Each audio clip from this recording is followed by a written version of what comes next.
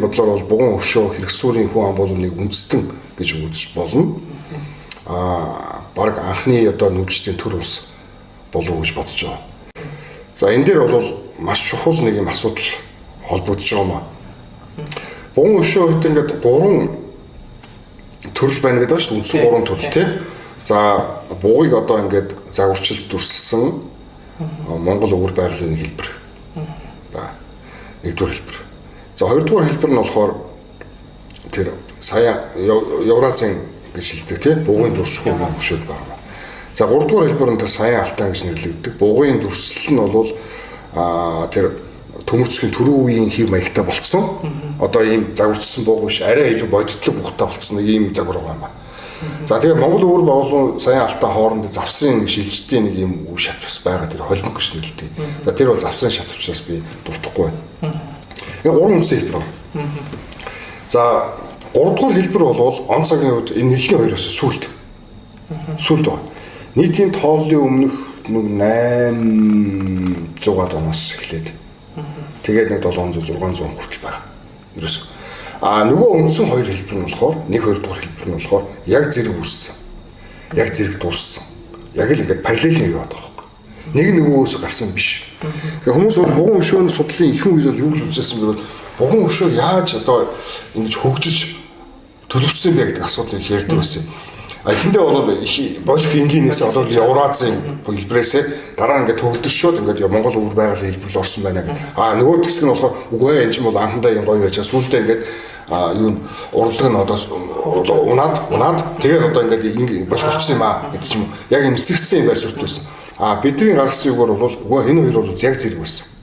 Ерөөсөө яг зэрэгцээд параллел ингээд орч ирсэн гэдэг тогтоосон. Тэгээд тархсан ерөнхий байдлаас харахад бол Монгол өвөр байгалийн хийц бол төвшөөд бол хангаан нуруугаа ерөөхдөө төшж байгаа. Евразийн хэлбэрийн бугуун өшөөд алтан нуруугаа ерөөхдөө төшж байгаа. Гэхдээ энэ хооронд бол ингээд юу холилдсон зүйл байгаа шүү дээ. Одоо алтан жишээлбэл Монгол өвөр байгалийн хийцийн бугуун өшөөд байгаа. Хангаад одоо Евразийн хэлбэрийн бугуун өшөөд байгаа. Гэхдээ олонх нь бол яг ийм байдалтай хоёр хуваагдсан байдалтай. За энэ бол маш чухал одоо ингээд хуваагдал байна. Энэ цаана нөгөө хэрэгсүүртэйгээ холбогдоод тэгэхээр энэ хуваагдал нь бүр илүү тодорхой болж байгаа. Яагаад гэвэл бугуун өшөөч өөрөө хэрэгсүүртэй холбоотой дурсал шүү дээ. Хэрэгсүүр тийм ээ. Хэрэгсүүрийн оршуулгын болон тэр тайлгын дурс, зориултын дурсал. Тэрний одоо тайлгын том цогцлборын бүрэлдэхүүн бугуун өшөө багтчихдаг. Тэгэхээр хэрэгсүүр маань өөрөө хоёр төрөл үндсэн төрөл байна. Хүрээлээрээ. Дөрвөлжин хүрээтэй хэрэгсүүр, дугуй хүрээтэй хэрэгсүүр. За дөрвөлжин хүрээтэй хэрэгсүүр бол үндсэндээ голлоод алтан нуруу, хангаан нуруугаа төшж байгаа. Дугуй хүрээтэй нь бол алтан нуруугаа төшж идэг. Тэгээ ингээд хүн ам нь бол хэрэгсүүр их юм гэж бодсон шүү дээ. Бугуун өшөө хийсэн хүмүүс ч хэрэгсүүр байгаа шүү дээ, тийм. Тэгээ хүн ам нь ийм одоо урлагийн тусгал нь ийм гэдэг илэрх юм хуваагдал байгаа байхгүй. Тэгээ энэ хоёр шиг яг зэрэг баг. Зэрэгсэн орчиж байгаа. Үүнээс үзээд бол ер нь хэрэгсүүр бугуун өшөөний энэ соёлын хүн ам болвол төр улсын түвшинд хүрсэн байна. Ингээд бол сонгодог хэлбэрийн нүүдэлчдийн төрийн одоо үндсэн бүтц, хослол бүтц. Хослол бүтц бол яг энэ бугуун өшөөн дээр археологийн талаас харагдаж байна гэсэн энэ төгөлтөнд хүрчээд байгаа. Бугуун өшөөний үед анхны төр улсын загвар үүссэн байна гэж бодож байгаа. Энэ үндсэн загвар бол баг хүннүгэн үеч өөрчлөгдөөгүй, хүннүгээс хойш их Монгол улсын үеичсэн өвлөгдсөн гэж үзвэл нүүжтийн төрийн үндсэн загвар бол анх энэ хэрэгсүүр бугуун өшөөний соёлын үед буюу одоос нь 3200 гаруй жилийн өмнө анх бий болсон байна гэсэн төвлөрөөд байгаа. Тэгэхээр энэ бол манай нүүжсэн судалт бол гарч байгаа бас нэг чухал одоо дүгнэлт гэж бодож байгаа. Мэдээж цаашдаа өшөөр наривчлах, үнзгэрүүлэх ийм асуудал хүлээж байгаа. Хадгалт хамгаалтын орчин гэдэг одоо нэлээд асуудлууд байна л да. За нэг фэйсбүүкээр явуулсан нэг хүн одоо дээр нь гараа суудсан. За дэлхийн өв одоо Монголыг төлөөлж байгаа энэ хөвтө тэр хүмүүсийг ер нь одоо тухайн орон нутгийн одоо соёл урлагийн газрууд байна. За тухайн орон нутгийн иргэд байна. За тэгээ энэ иргэдийг хэрхэн одоо тэр боомжлох хөшөөтэй харьцах. За тэгээд ингээ очих зураг авахлаа ер нь юундаар анхаарах тэр талаас нь хадгалт хамгаалтын асуудал байгаа. Ер нь бугуун өшөө бол үе үеийн турш одоо эрт цагт бол яг хөө тэгэл цаан бэлэн барилга материал байна гэж бодоод бэлэн сархан өшөө байна гэж бодоод ашиглаад байсан.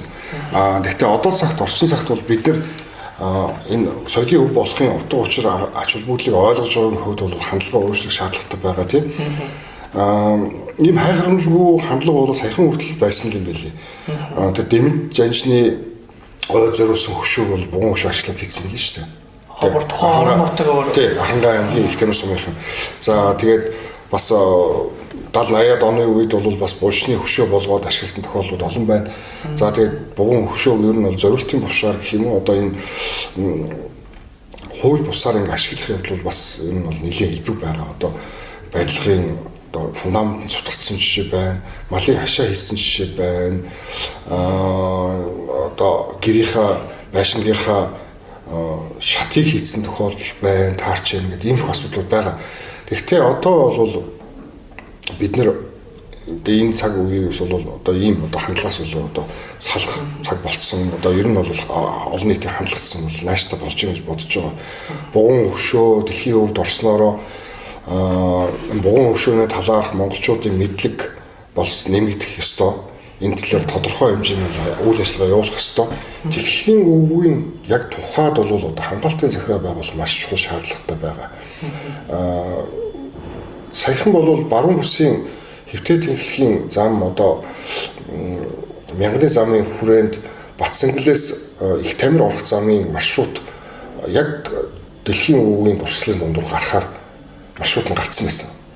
За тэгээд бидний зүгээс бол бас тодорхой хэмжээнд бол шаардсан, сануулсан тийм ээ. Энэ бол одоо яавч байж болох асуудал болчиход байгаа маа. Тэгээ энэ дэлхийн өв авахны хэрэг дараа нь бас түүнээс хасагдах гэж бас нэг асуудал бас байгаа. Бас нэг байгаа. Бид нар бол дэлхийн өвд анхаарал тавихгүй бол хариуцлагын хандвал дэлхийн өвс хасагдах бас эрсдэл цаана бас байж байгаа. Тэгээд маршрут нь бол өөрчлөгдөх ёстой гэж бодож байна. Голынхаа урт талаар явдаг ч юм уу тий. Ийм хэлбэрээр явахгүй бол бид яг дэлхийн өвгийн одоо газар нутгад дундуур ингээд хар зам тавьчихаа. Хүний хөл нэгдүгürt. Яг нэг одоо authenticity гэдэг байдалд нь нөлөөлөл болно. Тэгээд маш их одоо хөдөлгөөнтэй болно. Энэ бол үнэхээр одоо ностой эрсдэл учруулна гэж үзэж байгаа. Тэгэхээр ийм асуудлууд бол байгаа. Энийг бол дэлхийн өвгийн хамгаалтын захиргаа байгуулагдаж энийг гартаа аваад тэгээд одоо тэр хүмүүс нь хариуцаад ажиллавал бас одоо бүрч одоо байхад ядсан байхад болохоо байсан юм бас байхгүй. Тэгэхээр хамгаалтын сайжруулаад цаашаа явуул бас энэ эдийн засагт хүртэл нөлөөтэй ийм чухал ажил шүү дээ. Одоо дэлхийн өвгийн одоо энэ сайхан дурслуудыг үнэхээр аяж уучлалын чанартай бүтээгдэхүүн болгож чадвал хөгжүүлж чадах юм бол үнэхээр аяж уучлал бодиттой нөлөө үзүүлж чадхаар юм байна. Тэгээд Бүхтэй аймгийн Ишгэн талгын хадны зурагтаараа очиад одоо нэлийн том компани тэр GMO байлгээд тэр хэвд надад нэлийн одоо хайр судлаа хийж байгаа ингээ хийх юм бол бас тавьчихаар уулнууд одоо тэр алтан нурамд маш их байгаа. Тэгж яг соёлын өдөр ингээ барьсан та тэр ингээ бас энэ ингэж болохгүй ингээрсэн. Тэгээ энэ уг нь тэр хүмүүс одоо энэ Монгол хүн болгонд баг ингэж Монгол өв соёл тэ соёлын өв гэл ингээ ярьж байгаа мөртлөө энэ яагаад тэрийг ингэж одоо ингэж тэн дээр ингээл хүн харахад ойлгомжтой хадны зургууд байгаа. Тэрийг нь яагаад тэгж ирнэ? Хэрэгээр тэгж тавиад байна уу? Эсвэл тэр энэ учир шалтгааны тань юу гэж харж байгаа юм шиг. Тийм тэр хойцсонхлийн голын тэр орчинд яг одоо манхан сумын төвийн хоолн шүү дээ тийм ээ. Тэнд чинь бол олон өвгөн телефоны операторуудын антен байгаа. Тэгээд зөвхөн одоо G-Mobile их тэр одоо хадны зургтай толгойд тавьчихад байгаа байхгүй юу? Бус нь бол тэр доор тавиад болоод байгаа байхгүй юу? Тийм уул тэр антеныг шилжүүлэх ёстой гэж бодож байна. Энэ хандлага бол одоо маш бүдүүлэг хандлага. Энэ маш одоо юмыг үгүйсгэсэн, үл тоосон тийм ер нь одоо орчин цагийн нийгэм байж болшгүй их муухай хандлага маш их чөлөөтэй явдал гэж бодож байгаа юм л да. Тэр ашиглахын хадны зураг бол онцгой зураг. Би түрүүн одоо 1500 орчим дурсгал байна гэсэн тэр 1500 дотроо одоо бүгдийг одоо ирэмблээд аш холбогдлоор нь ингээд гаргасан зүйл алга ер нь тэгж болох ч юм уу ч юм. Гэхдээ энэ бол үнэхээр одоо дээд зэрэглэлд орох маш онцгой дурсгал баггүй. Монголд ер нь чулуунцгийн үе одоо бас нэг наазах нь 12 жил цаашдаа тэгээ 15 мянган жилийн үед хамаарах хожуу одоо палеолитийн үеийн хадны зураг бол гарын 10 хүнлэгдэж байгаа. Дэлхийд бол ер нь ийм одоо сэлмэл ийм нээлттэй ийм хадны зургийн дурсгалч гэсэн маш цөөхөн байдаг. Маш цөөхөн байдаг. Ийм онцгой дурсгал дээр одоо тэгж яадаг бол надад үнэхээр одоо судлаач хүний хувьд өв соёл тайртай өнүүд бол сэтгэл шимширмээр байгаа байхгүй юу? Тэр бол үнэхээр ховор, үнэхээр хосгүй сайхан дурсгал. Өөр оронд байсан бол тэр одоо толгойч нь бол тэр чигээрээ тийм ээ одоо хэдэн 100 мянга хэдэн сая жуулчин татдаг тийм одоо аялал жуулчлалын одоо алтан мекка шиг юм болцсон байж байгаа. Манад ингээд дээр нь хинч тоохгүй хүний хөл дээр ямар ч хамгаалалт байхгүй дээр нь одоо өрн телефоны антен зооцсон тэрийг өөр чи одоо тэр техникээс явахаас хүн тасралтгүй явж байна. Тэр одоо эртний олон мянган жил болсон хадны зураг дээр чинь гიშгчж дээ тийм. Ингээ хадгалт хамгаалтын байдал үнэхээр ноцтой. Тэгээ ишгэн толгойн зурагч хад чи өөрөө ийм олон ийм давхаргалах ийм заналаг шулуутай байхгүй. Тэгэхэд маш имзэг хуураа уншдаг. Хүний хөлөөр ингээд эмтрээд идэх байхгүй. Тэгээд айгүй имзэг ийм зураг байгаамаа. Тэгээд ийм хосгүй сайхан дурсгал дээр тэгээд яачдаг. Энэнийг бол зайшгүй өөрчлөх ёстой. Энэ одоо соёлын яам, энэ соёлын өвгийн асуудал хариуцж байгаа хүмүүс энэ дээр бол онцгой анхаарал хандуулах ёстой гэж би бодож байгаа байхгүй. Ийм дурсгал бол байхгүй шүү дээ. Би зүгээр нэг жишээ хэлье. Португалийн Фоско гэдэг нэг юм дурсгал байдаг. Тэр чинь 90-ад оны үед нэгдсэн. Яаж нэгдсэн гэхээр баруун хойд биш зүүн хойд Португалийн одоо нэлээд хөдөө аж ахуй ийм бүс нутаг одоо хөгжлийн хувьд бас сул дорой эд дэвчс бол хөгжлөлт дорой. Тэгээ тэр хавийг одоо хөгжүүлэх гээд том усан цахилгаан станц төслийг хэлсэн байхгүй юу? За тэгээд усан цахилгаан станцын төслийн хүрээнд нөгөө хатны зургууд нэгдсэн. Тэр палеолитийн зургууд манай ишин толгойтой нэг сая зургууд гэсэн. Тэгээ Фоско ер нь бол Иберийн хог шиг Испани, Португалыг хэлж байгаа. Иберийн хогд бол нээлттэй хадны зургийн Европын хамгийн том төвөрлөл байгаа. За тэнд бол хэдэн 10 дурсгал байгаамаа. Их бага хэмжээний ийм дурсгалууд байгаа. Гэхдээ дурсгал болгон өөрөө хосгүй өмсөнтэй гэж үзэж байгаа. Тэрнээс одоо дэлхийн хувьд орсон дурсгалд олон байна. За тэгээд Фоскогийн дурсгал нэгдээд тэр дундаа тэр дорой бол олон нийтийн анхаарал орсон. Тэгээд одоо соёлцсон орн юм уу, хандлага маань тийм өөр орн юм уу? Монголд бол одоо миний постноос өөр тэр яаж байгааг хинч тоохгүй байна тийм. Гэтэл бол тэнд бол Европ тэр чигээр хөдөлсөн. Европын одоо соёлд олон нийт бол тэр чигээр хөдөлсөн. Фоског яаж хамгаалах вэ? Одоо хоёр вариант гарсан. Нэгдүгээр том далан байгуулагдана, усан сан үүсгэх гэдэг шүү дээ.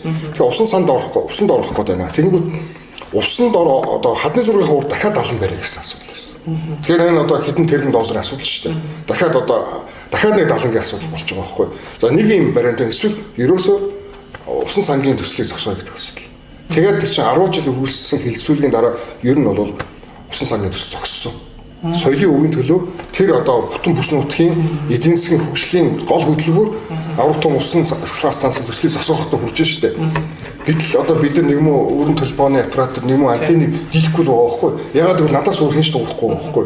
Тийм байдалтай байгаа. Тэгээ тэр анжин гэхдээ зөвхөн тэр одоо мангас сумын нэг хэдэн хүндэл одоо тэгж байгаа шүү дээ. Тэрийг гэхдээ тойрсон та хэлж дээ. Бус өрн телефоны операторууд нь одоо ингээ архилогийн юуг нь хийлгээд ингээ тавьсан. Тэр чинь Unitel байгаа, Mobicom байгаа, бусад операторууд байгаа шүү дээ. Ийм асуудлууд байд юм аа. Тэгээд бидний хандлага бол их өөрчлөгдөх хэрэгтэй болчихлоо гэж бодоод байна. Сумрлаа одоо бүгд л нэг тийм соёлын юу те ингэж одоо муулсан төрөөс орж байгаа бодлого шийдвэрүүд нь одоо соёлын өвтөшгөөс айлж уулчлаа ингээд тэр чинь тэрийг эхний ээлжинд хийхгүй бол энэ асуудал гэдэг юм. Тий яг манхны тэр орчинд одоо хойд синхрийн агуу 20 хэдэн км зайтай байгаа. Тэр чинь бол агуудаа шүү дээ. Агууд зосоор зурсан.